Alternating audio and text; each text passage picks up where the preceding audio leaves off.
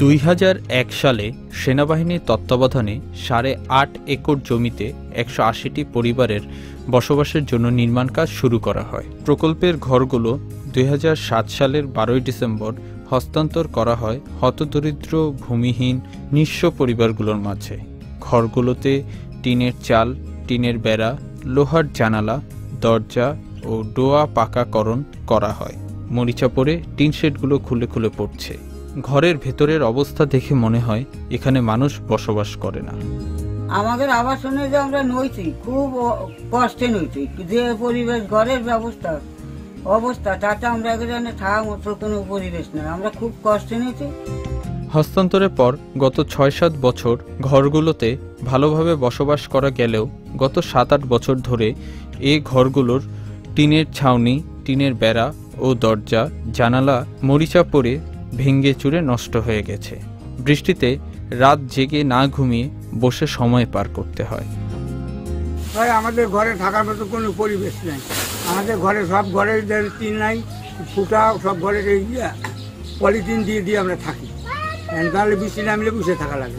আমাদের ধরেন যে হলো বাথরুম ভেঙে গেছে, আমাদের খুব অসুবিধা হয়।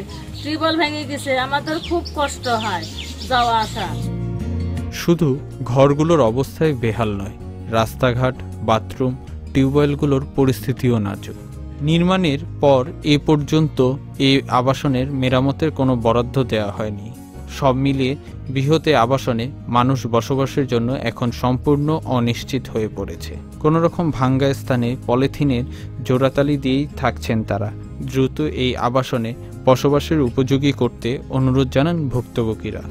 মেলা দূরিতে পানি আনিয়ে খাই, রাস্তাঘাটে চলতে পারি নে, টিউবওয়েল নাই, বাথরুম নাই, খুব কষ্টই আমরা থাকি। এই আমাদের সরকার কাছে এতটুকু আবেদন যে আমাদের আশ্রয় কেন্দ্র যাতে থাকার পরিবেশের অবস্থা যাতে ভালো করে দেয়।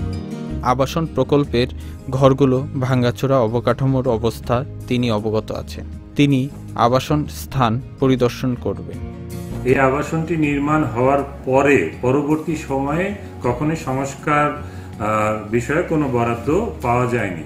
তো আমি সরেজমিনে গিয়ে আমার ঊর্ধ্বতন কর্তৃপক্ষকে লিখিতভাবে অবহিত করব এবং আমরা মন্ত্রণালয়ের সংশ্লিষ্ট জায়গায় আমরা আমাদের ঊর্ধ্বতন কর্তৃপক্ষের নির্দেশনা চাইব।